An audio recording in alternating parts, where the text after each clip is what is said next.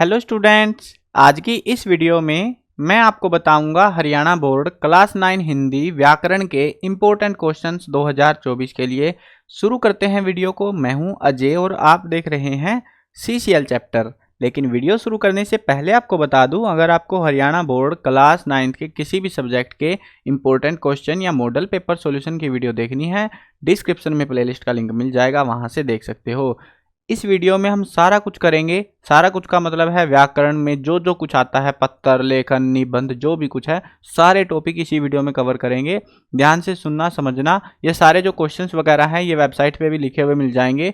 Google पर जाकर search कर लेना cclchapter.com। इस वेबसाइट पर इंपॉर्टेंट क्वेश्चन सेक्शन में आपको सारे सब्जेक्टों के इंपॉर्टेंट क्वेश्चंस लिखे हुए मिल जाएंगे। उसके अलावा मॉडल पेपर से जो है, साथ में ओल्ड पेपर वगैरह काफ़ी सारी चीज़ें हैं जो आपके काम आएंगी, तो ज़रूर से विजिट कर लेना।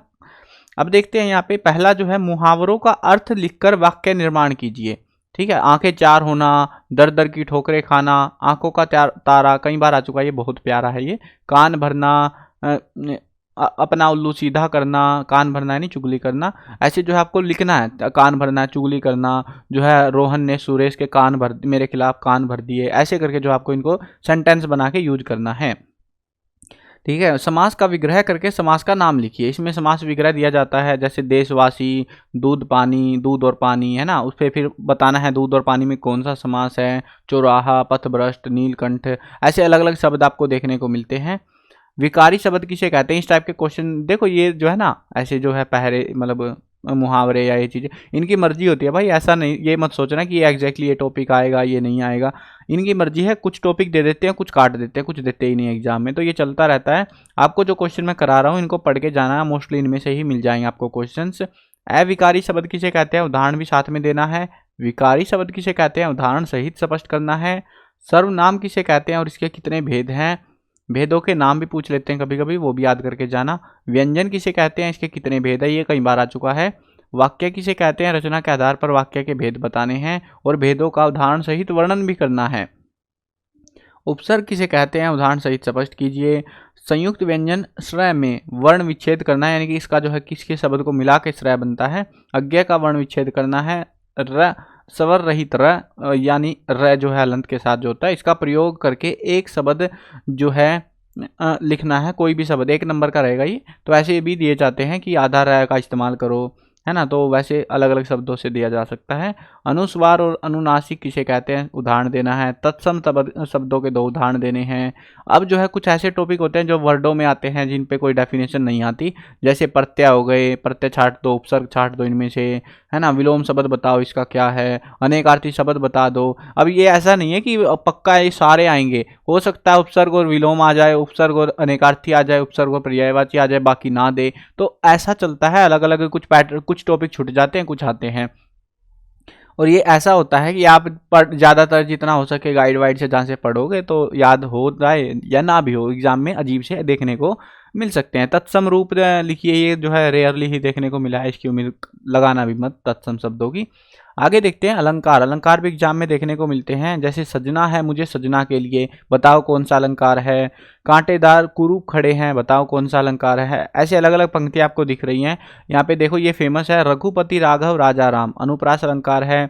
हरिपद कोमल कमल से, तो इसमें कौन सा अलंकार है, ऐसे पहचानना है। कई बार 2 पंक्तियों में से भी पहचानना हो जाता है, तो ये इनकी मर्जी होती है। ऐसा जो है सेंटेंस दिया जाता है, स्टेटमेंट, और उनमें से अलंकार पहचानने होते हैं। अब देख लो मेन जो काम आएंगे आपके सबसे ज़्यादा, जिसका इंतजार रहता है, निबंध कौन कौन से याद करके जाने हैं। मेरा प्रिय कवि, परिश्रम का महत्व, समय का सदुपयोग, प्रदूषण की समस्या, विद्यार्थी और अनुशासन, दीपावली, विज्ञान वरदान या अभिशाप। ये जो निबंध है, ये वाले जरूर पढ़ के जाना अच्छे से। थोड़ा इनमें से जैसे 4-5 निबंध देते हैं आपको, उनमें से कोई सा एक करना होता है, तो इनमें से क्वेश्चन एक ना एक आपको जरूर देखने को मिल जाएगा। वैसे कभी कभी एग्जाम में ऐसे अजीब से भी आते हैं, ये देख लो, कभी विजयादशमी दे दी, ऐसे फालतू टॉपिक भी आते रहे हैं, बट मोस्टली टाइम आपको इनमें से जरूर मिलेगा। मोस्ट ऑफ द टाइम, अभी तक 5-6 साल हो गए, इनमें से जो है एक ना एक निबंध जरूर आया है, तो इनको अच्छे से याद करके जाना है, इन निबंधों को जिन पे मोस्ट इंपॉर्टेंट लिखा हुआ है। आगे बढ़ते हैं, आगे देखते हैं पत्र लेखन में। पहले तो बात यह है कि पत्र लेखन के लिए आपको कंसेप्ट आना चाहिए, कंसेप्ट समझ के आओगे, फॉर्मेट समझ के आओगे तो कर पाओगे सही से। बाकी याद करने के लिए इन सारे पत्रों को अगर आप पढ़ लेते हो तो आप जो है इनमें से एग्जाम में देखने को मिल सकते हैं। जो पॉपुलर है, जो ज़्यादातर एग्जाम में देखने को मिलते हैं, देखो सारे करोगे तो फिर आपको रिस्क नहीं है, फिर इनमें से ही मिलेगा। और अगर आप जो है सारे नहीं करते हो, मेन करते हो, मेन में आपके ये है, अपने मित्र को पत्र लिखिए जिसमें प्रातः काल की सैर के फायदे बता रखे हो। अपनी आर्थिक कठिनाइयों का वर्णन करते हुए मुख्याध्यापक को फीस माफी के लिए प्रार्थना पत्र लिखिए। अपनी आर्थिक कठिनाइयों का वर्णन करते हुए छात्रवृत्ति के लिए प्रार्थना पत्र लिखिए। सेम सी चीज होती है, ये थोड़ा ही फर्क होता है। विद्यालय में स्वच्छ जल की व्यवस्था हेतु मुख्याध्यापक को प्रार्थना पत्र लिखिए। व्यायाम का महत्व बताते हुए अपने मित्र को प्रार्थना पत्र लिखिए, प्रार्थना नहीं मतलब एक पत्र लिखिए। विद्यालय में इंटरनेट की सुविधा उपलब्ध कराने के लिए मुख्याध्यापक को प्रार्थना पत्र लिखिए। कुसंगति यानी बुरी संगत से बचाव का सुझाव देते हुए अपने छोटे भाई को एक पत्र लिखिए। परोपकार का महत्व बताते हुए अपने मित्र को एक पत्र लिखिए। ठीक है, तो ये तो आपके रहे पॉपुलर वाले। बाकी अगर सारे करते हो तो इनमें से आपको एग्जाम में जो है पत्र लेखन देखने को मिल सकता है। और में दिया जाता है, वैसे तो एक्स्ट्रा दिया जाता है, तो उनमें से कोई सा कर सकते हो। ईजी आते हैं, इतने मुश्किल नहीं है, बट फॉर्मेट जरूर पढ़ के जाना कि कैसे जो है पत्र को लिखा जाता है, सेवा में, स्कूल का नाम और ऐसे पूरा फॉर्मेट जो है अच्छे से आपको याद करना है। आप जो है मोस्ट इंपॉर्टेंट वाले करोगे तो आपको फॉर्मेट भी याद हो जाएंगे और आपका जो है इनमें से एग्जाम में भी देखने को मिलेंगे। तो इस तरीके से आप इनको पढ़ सकते हो। ये थे आपकी पूरी ग्रामेटिकल टॉपिक जो मैंने करा दिए हैं। इनको जो है वेबसाइट से भी देख सकते हो, या मैंने जो है देखो मेन तो यही रहता है भाई, पत्र कौन सा आएगा, निबंध कौन कौन से पढ़ने हैं हमको, है ना, वो सारी चीज़ें मैंने आपको बता दी हैं। बाकी अलंकार रैंडमली देते हैं, कुछ भी दे सकते हैं, शब्द वगैरह ये कुछ भी दे सकते हैं। इनमें कोई ऐसा फिक्स हार्ड रूल नहीं है कि ये देंगे ये टॉपिक नहीं देंगे, इनमें कुछ भी दे देते हैं ये। बट हाँ, बेसिक जो है इनकी डेफिनेशन, यानी कि जैसे संज्ञा सर्वनाम किसे कहते हैं, इसके कितने भेद है, ये बेसिक सी चीज़ें जरूर पढ़नी है। और इनके उदाहरण भी एक एक दो उदाहरण भी साथ में याद करके जाने हैं, क्योंकि ऐसे क्वेश्चन मिलते हैं आपको। ठीक है, भले ही आपको ये जो है समास विग्रह और ये फलाना ढिमकाना ऐसे शब्दों वाले ना हो याद, बट बड़े जो क्वेश्चन टाइप में बनते हैं उनको आप जरूर पढ़ के जाना। ठीक है, तो उनमें से आपको एग्जाम में देखने को मिल सकते हैं। बाकी मेन जो क्वेश्चन मैंने आपको यहाँ पे लिख रखे हैं वेबसाइट पे, यहाँ से आप देख सकते हो cclchapter.com। इस वेबसाइट में इंपॉर्टेंट क्वेश्चन सेक्शन में मिल जाएंगे आपको।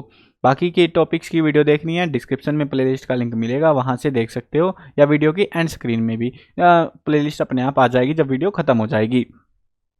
और हाँ, अगर चैनल को सब्सक्राइब नहीं किया सब्सक्राइब भी कर लो, क्योंकि इसी चैनल पर आपको सारे अपडेट जो है बताए जाएंगे। मिलते हैं नई वीडियो में, बाय बाय।